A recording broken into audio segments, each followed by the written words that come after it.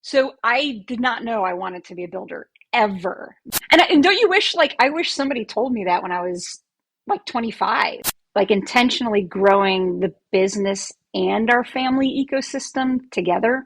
I'm going to go play pickup ball against the guys every day.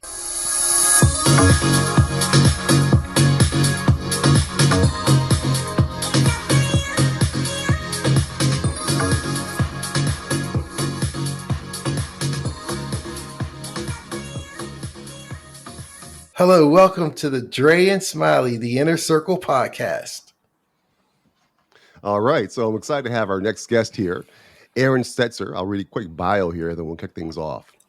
Erin Stetzer is a graduate master builder with over 20 years of home construction experience. She launched Stetzer Builders in 2003 with the ambition to be the most service-driven builder in the luxury home construction industry. To deliver on that goal, Erin pairs a superior product with a remarkable client experience, all founded upon her team's reliability, transparency, and trusted efficiency. She attributes her no-nonsense, systematic approach to her time spent playing D1 basketball at Fairfield University, where she learned the value of hard work and perseverance, as well as the importance of setting high standards for yourself, her team, and her surroundings. Erin's dedication to her craft, commitment to providing exceptional service, and her overwhelming success as a working mom in a male-dominated industry have earned her a reputation as one of the region's top builders. You can find Erin on Instagram and YouTube, where she shares a daily look at projects and in progress and her journey as a female business owner while answering questions about custom home construction along the way. With that, Erin, welcome to the show. Thank you. Thanks for having me, guys. I really appreciate you taking the time to do this. Awesome. So I have a lot of questions. The first, I guess, is how did this come about, your desire to get into becoming a builder, a master builder? And then I have questions about what is a master builder? Actually, let's start there. What is a master builder? Yeah. So each state has their own criteria for building. And so we happen to be in Texas. And what you do is you go through some formal training to be a builder. You have to have a certain amount of experience before that. So you may have to have 5 or 10 years of experience building for maybe another builder or having your own company.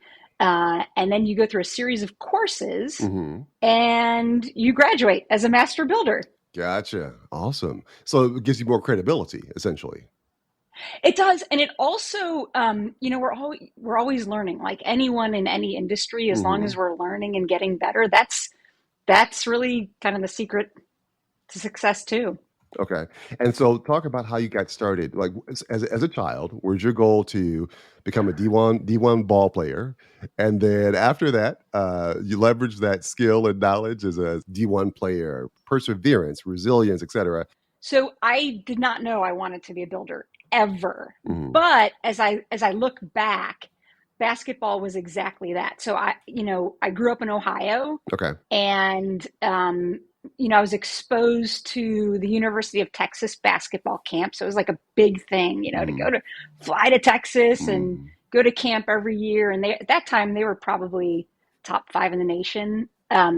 So I was really exposed to like, whoa, like if I really focus on this could be really cool. And I could pay for college and make a life. And so that's what happened. I was exposed early on to, Olympians on that team. Wow. Which then really just fueled, focusing. At some point in high school, I did have to narrow down the sports, kick out the soccer, kick out the golf, kick out the whatever, and really focus in on that. But there was one rule. I remember sitting down with my parents and I was like, sophomore year, I was like, I don't know, like, do you think I'm even good enough for this? I really want to get a Division I scholarship. And, and I don't know if my parents had a good answer to that. Yeah. But what came out of it was, I'm going to go play pickup ball against the guys every day. Wow. And that's how I'm going to do this. Wow. So literally after school, I would get home. get my stuff on. I'd go straight to pick up. It was not a comfortable thing. And of Sure. course, yeah, like these guys are a lot better than me. And I was like, I'm just going to have to get kicked in the shins and knocked down and Yeah. try to even get picked for a team. Like, Yeah. imagine that. Like, Right. nobody wants the girl. Right. Right. Right. Yeah. Yeah, and they're all sweaty and gross, and You know how guys are. they are, yeah. But it was Yeah. it was the number one thing that got my head into a position of like, I can do this. Like, if I can look these guys face to face, Mhm. and then I'm actually being, a year later being picked to be on their team, like there's some fuel behind this. Yeah. As you share that story, I can vividly picture the skills that you leverage in the industry you're in today in terms of I'm not going to let any obstacles prevent me from achieving my goal, no matter what they are. Instead, I'm going to jump into the ring and figure it out.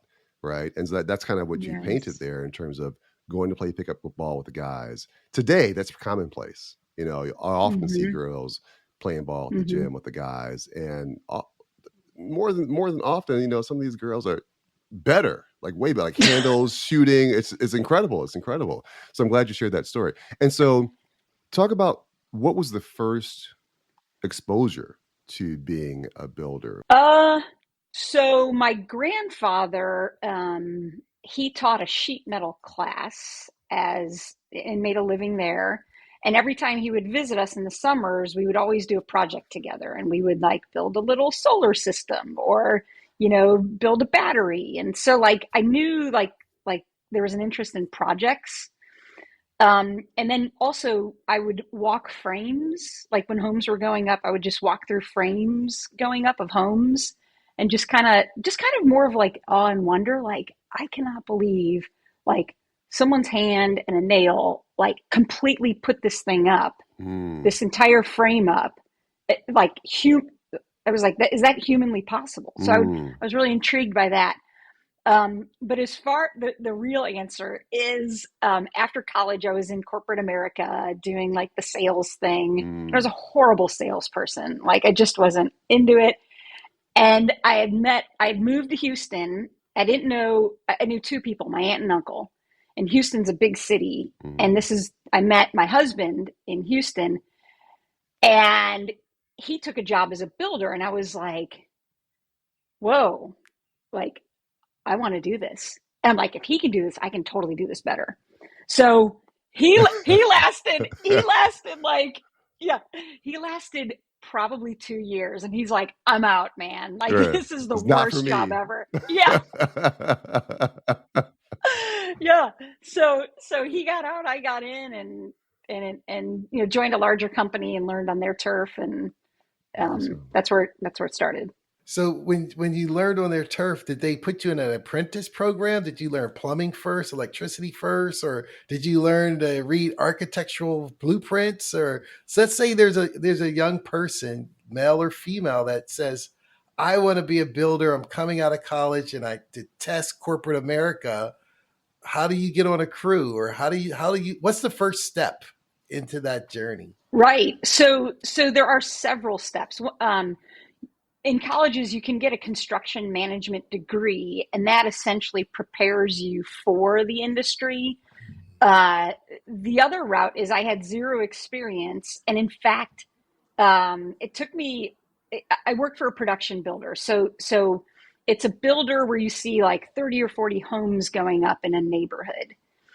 And so that's called a production builder. And there are big companies. Okay. Like I worked for David Weekley Homes. There's Pulte, Lennar, big companies that you can, when you start there, they train you. So there's a training program. You learn how to schedule, you learn how to negotiate contracts. So they essentially take you through the entire system. And then they also have like a book that, like you said, foundation. Well, what happens I have no idea what happens when I build a foundation. And I could read this book and do my little checklist. And then I would have someone, you would have someone mentor you along the way. So, and that can take a year or two. to get your feet underneath you. But I think that's probably the best way to learn, because you're sort of thrown in the fire, but you have some backup. No, that's cool. And tell me, so from a master carpenter, master builder's perspective, when you see these reality shows on TV with people building, two ladies and a hammer and different things, this old house, are you looking at it with your professional eye, or are you looking at it from an entertainment, like, yeah, that's just for TV because that's 80% accurate, or that's 25% accurate? Or do you ever watch those reality shows, or what's a professional's perspective when they see those twin brothers in New England? One is the architect, one is the constructor. I mean, what would you say? Because they all look impressive to me, because I don't know what I'm doing. Yeah. Right. So I think it is entertainment. What happens, like, even when we're being interviewed to build a home, there's this built-in perception that you can build it really fast and you can have the most amazing quality, and the budget's really small. And like, that's what these shows tell you. And it's just that formula. I haven't figured that formula out, right? So you can build fast and it'll cost less. You can have, the highest level quality, but it takes a long time to build. So I think if a reality TV show could, pair maybe two of the three things, right? So there's like speed, budget, and quality. If they could pair two of those together, I think it would be realistic. I know, because you had me walking. I looked at one of your YouTube videos and you said they're doing the painting, but I want to make sure they do the inner trim. And then after I looked at it, I ran into my house and looked, they didn't do the inner trim. So I was like, wow. There's so much. Yeah, the details. I was like, she's like, you got to make sure they do this because I want it to match. It has to go the same. But I went and looked at my trend. I was like, they didn't make it match. But I didn't even know to look there until I saw your video. Now I feel some type of way. And it's so interesting because we learn, like, you can do the production building route, but seriously, like, everything, like, a great builder learns from their trades. Like, from my painters, my foundation people, like, they are so deep in the weeds of details. And then, like, if we just pay attention for a minute, we're like, oh my gosh, that's how you do it. Right. So just the skilled craftsmanship and the care that people who are working on a home give. I mean, they really care. Yeah, something you mentioned earlier that resonates with me, because I have friends that work in property management and do repairs, things like that. They're not builders, but they've shared with me that when they are looking at doing a small rehab or repair, that they always look at those three things you mentioned earlier, which are cost, quality, and price, and figure out which two are most important, because you'll never have all three. When you're building for someone, you mentioned you being interviewed, right? And so let's say that Smiley and I are trying to build the ultimate man cave, and we come to you. What does that look like?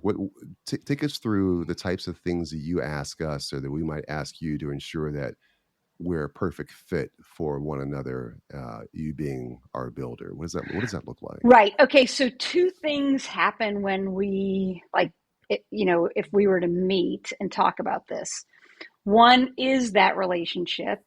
And two, creating the team or the resources around you to then achieve your goals. So, for example, if you wanted to create a man cave, we'd have an architect. We'd also have, a sound architect, right? So in my head, I'm thinking, who are the resources? Like, this is what they want.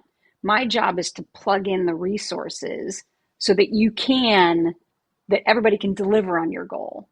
So that's the first step, like figuring out resources. So architect, sound architect, designer, energy efficiencies consultant, and package that. And then really the builder, I think really the builder could be a really great guide in the beginning, but we're really up last. Like we're not your first stop, or in my mind. I mean, I think maybe some builders want to take hold of that and get the sale and, try to control this thing. But really, we need to get you aligned with the right people first, and then we can step in and give you budget feedback and give you time feedback and make sure you're in the right hands. And if we need to pivot, we pivot and provide another resource. Gotcha. That's good information because it's different than what I was thinking. I was thinking that the builder is essentially, and maybe add some clarity to this for me. So I was thinking the builder was like the GC. And so you're my point person for the entire project. So I would come to you and say, hey, Smiley and I want something that's a little bit bigger than a tiny house, placed in this location. And we would talk to you, you would talk to us, we'd figure out how to make it happen. And you would be our single point of contact from beginning to end. But it sounds like that's not. Typically, people will start off with someone they know or are familiar with, and it could be an architect first.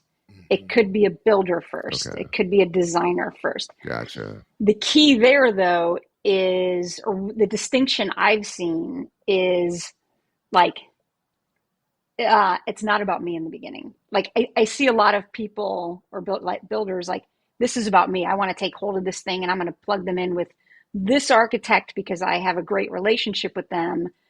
I don't really care if they're a fit, but like I want control of this whole thing now. And I think that's where projects can go sideways.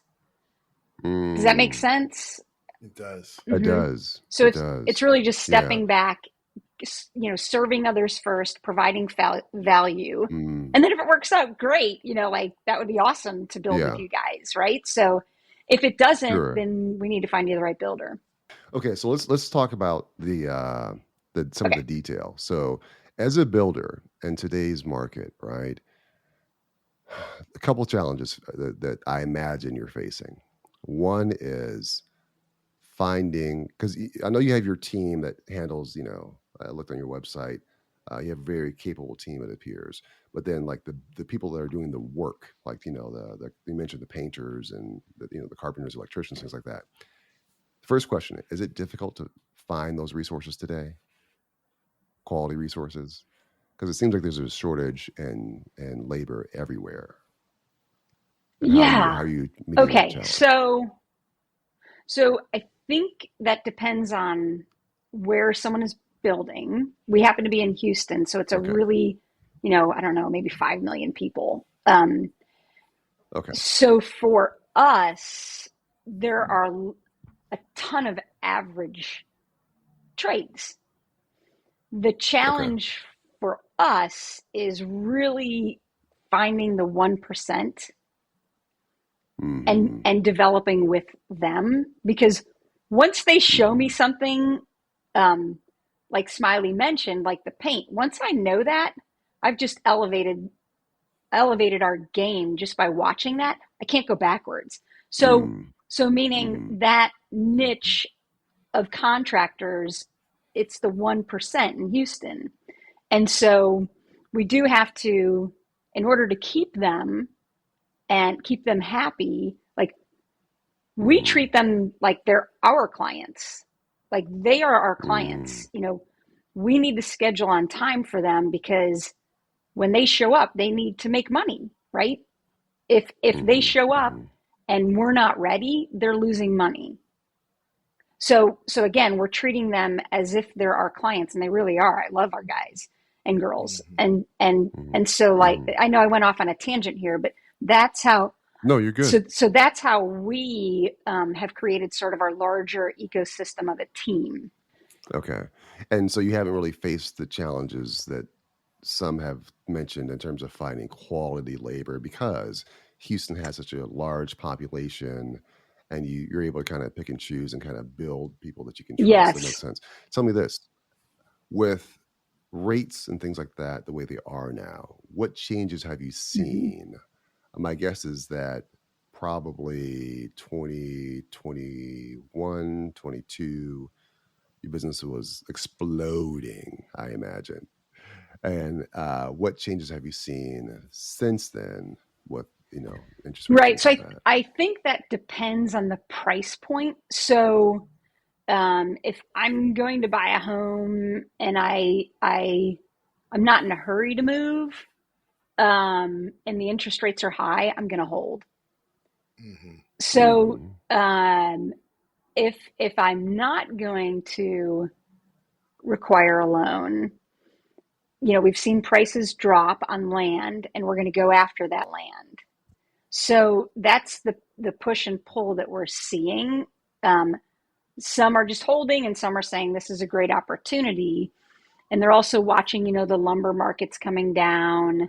Supplies are starting to Mm-hmm. stabilize. It's easier to budget now. Um, Yeah, Before it was difficult to budget based. it's all over the Yes, map. yes. So that's what Mm-hmm. we're seeing. Okay. Okay. And then another question before I pass it over to Smiley. So, do you guys do any buy and hold, or are you just builders and that's your niche and that's what you stick with? So we are pure builders. So all of Okay. our clients are referred. So um, Okay. yeah, so they're based on either architectural relationships, designer relationships, Okay. to where if someone's drafting a home, the architect and the client have a good feel for what they want in the end product, and also the experience they want. So we're heavy, heavy, heavy on providing the best experience, of your lifetime, because, well, maybe not of your lifetime, but we want your home. One of them, One yeah, of them. because Yeah. it can be stressful, it can be emotional, and we understand that. And so we really, really focus in on, like, how do we elevate this situation every day with people, because we know it can be difficult. The question I have Makes is I'm sense. actually in the process of working with an architect because I have some land and we're building. This is my first, I had real estate, but this is my first time building it from the ground up. And when you mentioned, I was like, did I start the wrong way? So when you said the architect, because he's my neighbor, I started with him, but he didn't mention a design person. What's the difference between an architect and a designer? Is that interior designer Right. or, oh, interior? Okay, that makes sense. So, So interior designer, and so, like, some architects actually handle the interior design, and then there's furniture and window coverings, and so yes, so it'd be interior designer that I mentioned. Yeah. I didn't realize because we're going through the permit phase now. So we came up with Hmm. the plans and I had to go. I'm in Tampa, Florida. So we had to submit it to the Oh, nice. architect review. I'm in a historic part. So we had to go to the city and then the architect, he says it's going to take, or the architectural review board, he said just to get the paperwork approved before we hit a nail, it's six to 7 months just to get all the permits Ooh, approved. And this, so there's so much growth here in Tampa. It's insane. Just it takes 60 days for them to hear you. So we're really? going that process, yeah. And I was just wondering because I'm in the midst of it. So when we found out you were going to be on, I was so excited because I'm living that. And he said, no, we don't need a builder yet. He says after we get all approved, we get the construction documents, all these documents, then we could go and find a builder, which is all right. That's That cool. makes sense. Yeah, it Yes. does. So thank you for saying that. So Smiley, I know a good builder out of Houston if you're looking for one. are you only in Texas, or are you nationwide like a David Wheatley or Leonard or Toll Brothers? Or are you just Yeah, in so Houston? we're just in Houston. Oh, it's interesting. We have a rule even in building, like in the niche that we're in, because everything is so critical with timing and reworking and Mm. pivoting, that we have a rule that we only work within 8 miles of our office, so that we can get to these Wow. places quickly and make decisions and pull in our resources. So anyway, that was just kind of a tidbit. Wow, I love that rule because I have the land is when I turn 60, which isn't too far away, my goal is I want to be able to walk to my tenants or use a wheelchair if I need one so I can roll back and forth on the block. So I got a 2-block radius and you have an 8-mile radius. So I have a 2-block radius of what I want to do. So, you're in the action all the time. Yeah, always. I can see them. Each way I roll, I can see them. But the question is more gender based. Have you found that since you've been in construction and other representatives, ladies, because I have a daughter who's 15 and I tell her you can do anything and it's amazing when they see someone to have other young ladies like, I want to be like you, or I want to get into this, but I didn't know that women did this. Or are you finding any of that? Or people are like, wow, she owns her own building company. I want to build too. I got ideas. Yeah, I mean, I think female or male, I think it's important to draw from inspiration regardless, and so, we have 3 girls and 2 boys, and I think girls and boys think differently. Yes, they do. I have a you do. daughter. So there you go. So, I think the boys are like, from the moment they were born, they're like, I know how to do this. I got this. And they go. And the girls, they calculate, they analyze, they sort of take a poll, and then they decide whether to go or not.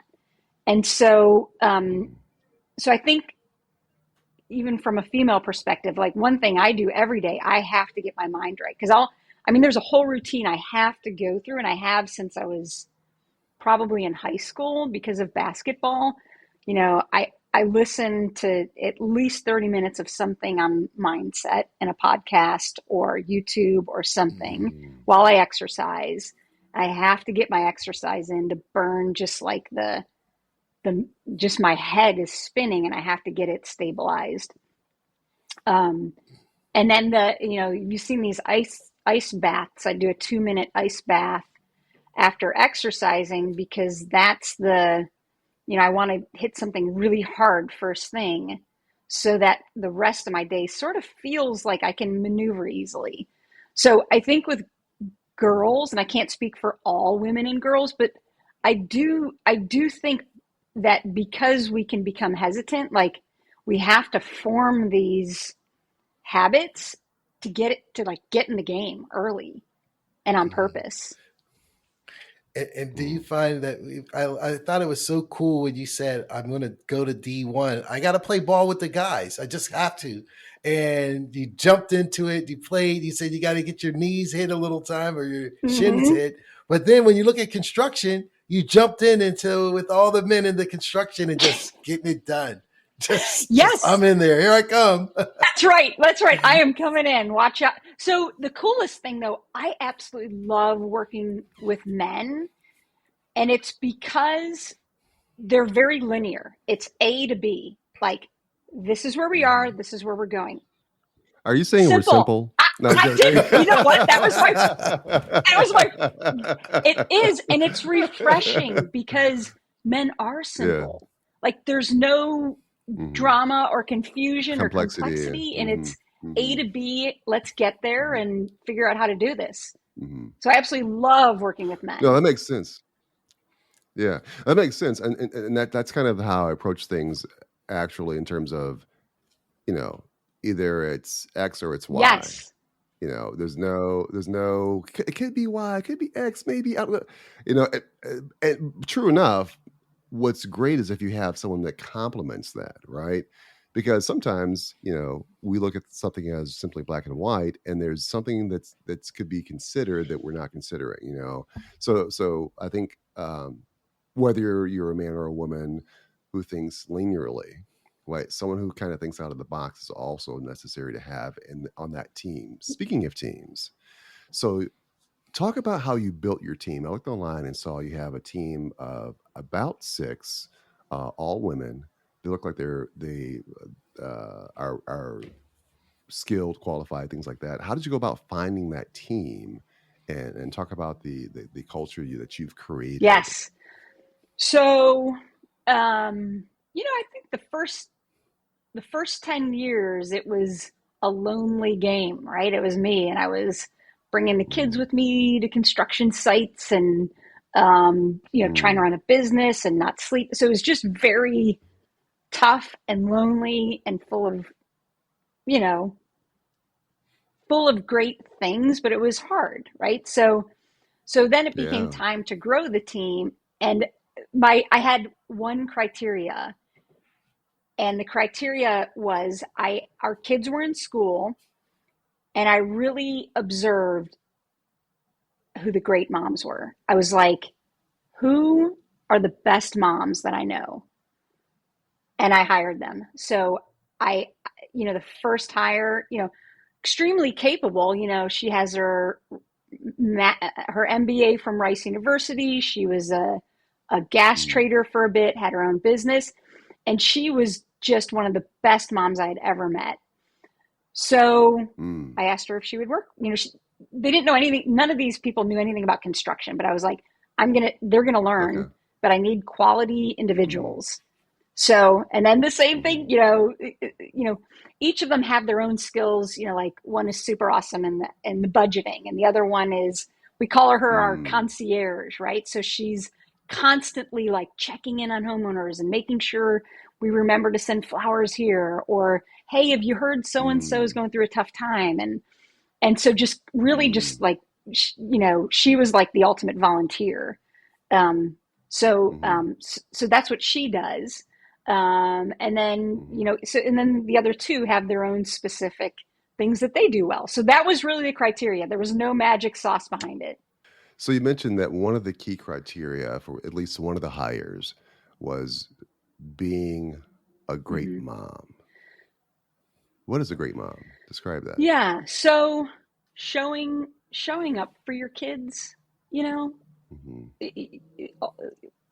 all their games. Nobody wants to be sweating in 100-degree heat, while the kids are playing baseball, and then coordinating multiple kids.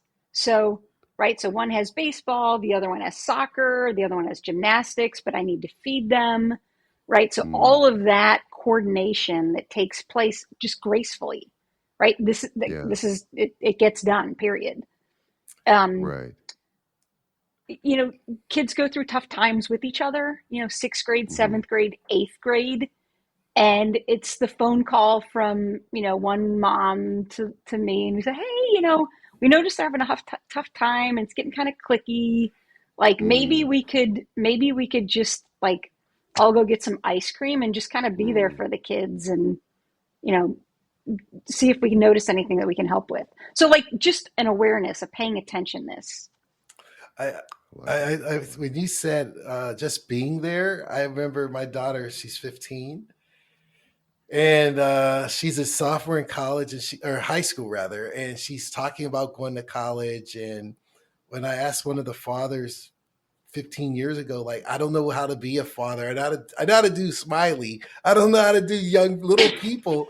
And he said to me, just be there. That's it. Just show up. And I did all the volleyball games. It was volleyballs, and it's the ballerinas, and the tap dancing, and all the little art festivals. He's just like, just be there. That's all you got to do. If you're there, then it'll work its way out. And I didn't tell Dre this, but I picked her up on Friday, brought her home, and she's like, well, when she was 10, when I go to college, you and mom have to live in the same city with me because I don't want to be alone. And now she said, she's 15 now. That's what she said at 10. At 15, she's like, well, when I go away, you guys will be here in Florida. I was like, you don't want us to come with you?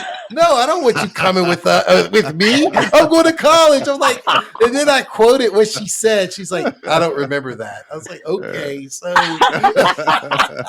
but just being there, it just took me back to that.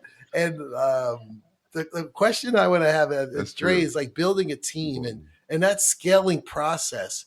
It's we had some few other business owners. How does it feel when you're like you're the single person doing everything? You're a boxer, but now you're a team of 5, you're on the basketball squad. You're not playing one-on-one, and you got to delegate. You got to assist. You got to let them in there have different strengths, and that's usually the biggest challenge in crossing the chasm. Because if it's only you, it'll get done. Now I need to step back so they can make the dunk, or they could do the 3-pointer instead of me taking it with a buzzer left or 2 seconds left. How did that feel? Right. Was it scary? I think I was well trained in basketball because I was the point guard. So I had to know. How did I know that? How did I do that? That does not surprise me. So me. you didn't dunk. You were doing all the assists. Did you see those assists on the Princeton game yesterday? That guy had eyes behind. It was amazing last night, the Creighton-Princeton game. This guy had it was so many assists. It's like, where did you see him? And it was just amazing. Yeah, like three, there are their next 3 steps, and that's where the ball is, right?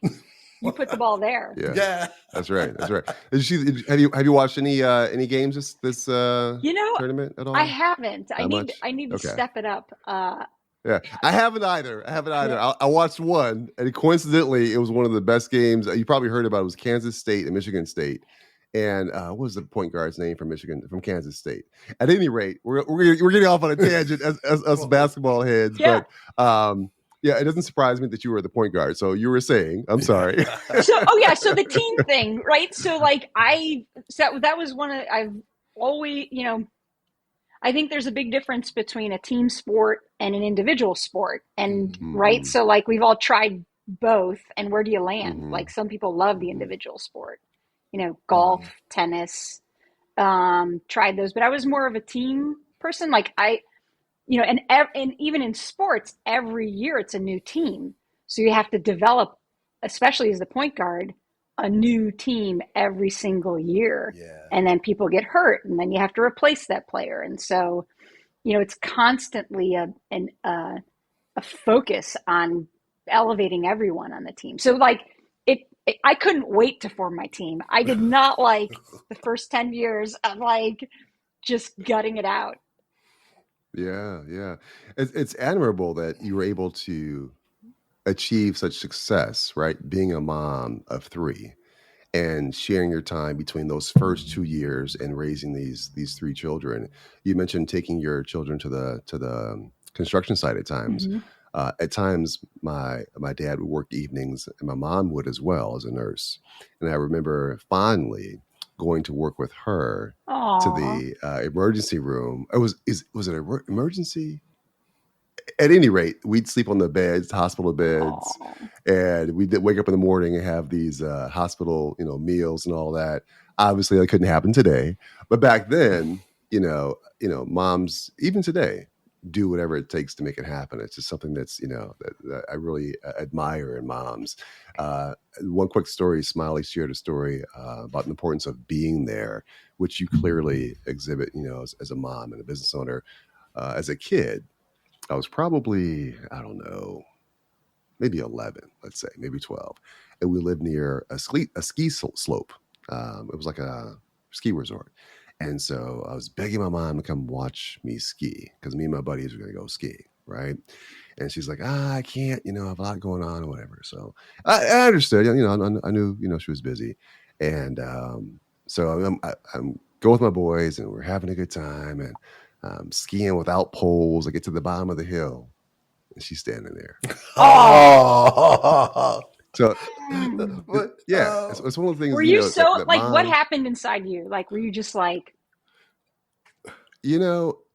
the moon? Yeah. It was just, it was a moment. Yeah. It was literally a moment, but one that I've never forgotten. I just got chills. So, that's awesome. Yeah, it's something that all 3 of us talked about, the importance of being there. So it doesn't take much. It's the quality. It's not the quantity. It's the quality. The way I look at it with moms, and because we're talking about houses and building, moms is the foundation of your kids. She's the rock. That's the foundation. No house, whether commercial or residence, will stand unless it's on a strong foundation. And that's what mom is. Mom is the foundation that allows us to go up and come back, but we know we're on stable ground when mom is there with her support. So You gave me the chills too, Dre. What you trying to do, man? Right. All right. Okay. All right. So, And you got to wonder, like, what was going on in her mind, like the whole thing there, where she's like, I want to be there, like when Dre gets to the bottom. Yeah. It's one of those things as an adult with children now, that things like that play over and over and over again in my head. Last night, me and my daughter went and had dinner, and I got lucky because her friend wasn't able to come over, and so I was like, "Well, let's go find something to eat." She's like, "Okay." I'm like, "Yes." but I was sharing with her. that there's things that I experienced as a kid with my parents that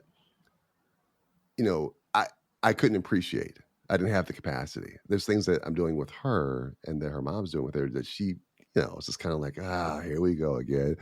Anytime I'm telling her a story or sharing something, you always say that. I'm like, listen, when you're 25 years old, you'll appreciate this. Yeah. I know you don't care right now. Yeah, remember it.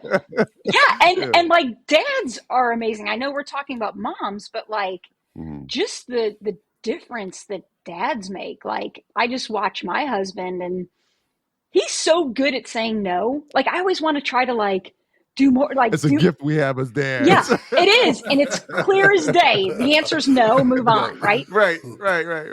Yeah, and there's strength behind that, and there's keeps the constraints real with kids growing.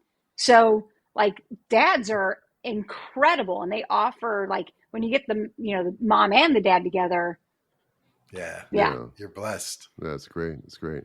Mm-hmm. So tell me this, before we kick off the final four here, what's one thing that people don't know about you that you wish they knew?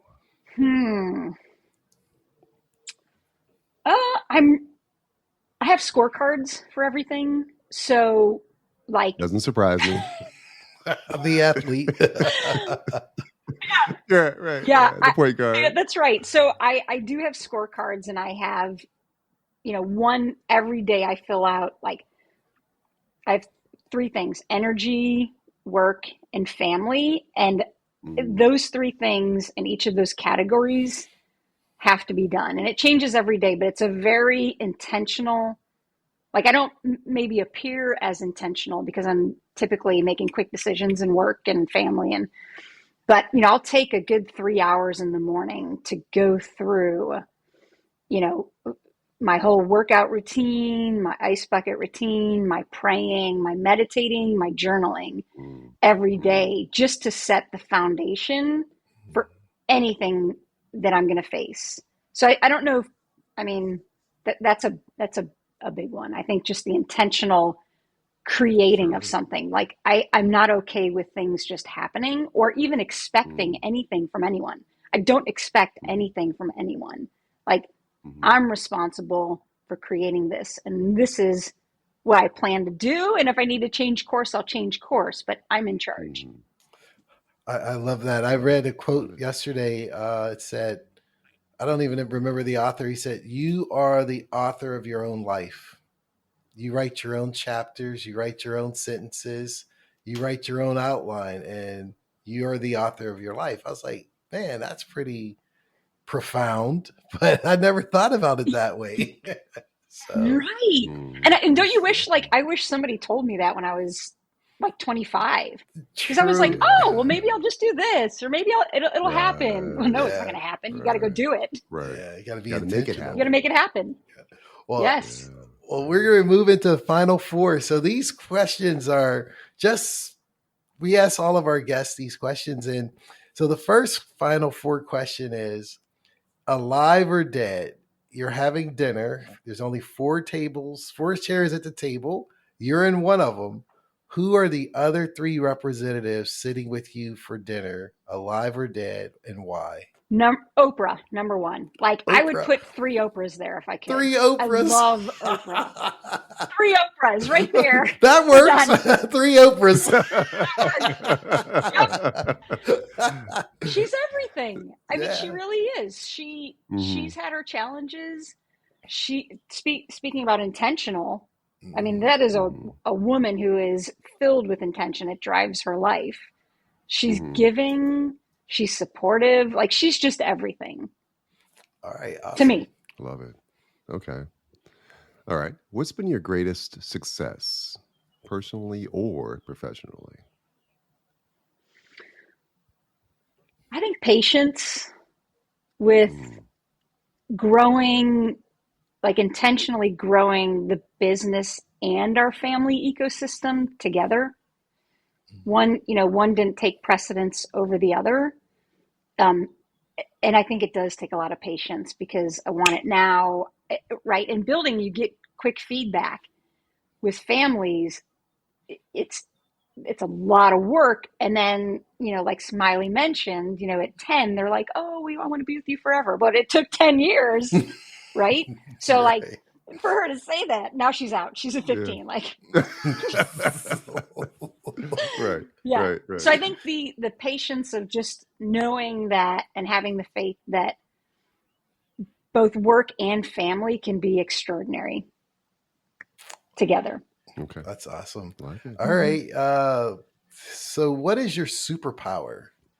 The Hulk has his strengths. Superman flies, but what's your unique superpower that's uniquely you? Being the point guard that can dunk on Dre with the left hand or the right hand. Dre has me.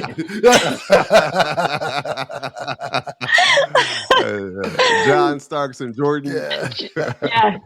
Dre's got me for sure. Forget it. I think taking complexity and breaking it down into small micro transactions and wins to get to the final goal. So when you think about a house, if you have a 15,000 square foot home and all of these millions of little pieces go into this, and even the people executing have bad days. Well, knowing they're having a bad day and just getting them to a place where like, hey, this is, stop working, let's catch up for a little bit, right? And get them in the right spot. So I think, taking something really complex and boiling it down into micro wins. Awesome. Nice. So if you were to write a biography, what would the title be? An autobiography? Yeah. Breaking Ground. Ooh, I like that. Yep. Yeah. I would. Like that. Take that shovel.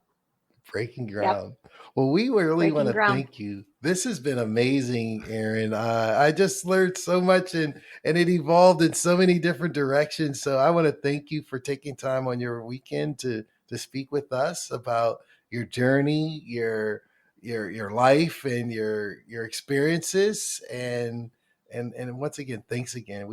I appreciate you. We appreciate you. And I'll just add to what Smiley said. Yeah, I have no interest in building a home, but if I were, I'd come to Houston just so I could have you build a home for me. Yay! We might have too much fun. Well, it's interesting. And Smiley and I talk about this. There's certain guests that we have on where it feels like it's effortless, right? You don't have to figure out, what to say and what to ask. You're one of those guests where the whole interview has been pretty, it's been pretty effortless. Like Smiley said, we definitely appreciate you taking the time out of your day to be on the podcast and sharing what it's like to be a business owner, a mom, and being successful in both. So we appreciate your time. Well, thank you guys. I think you guys are doing some great things, and you're out there and you're hustling and you're bringing people to surface that really are so extraordinary that may not have had the chance.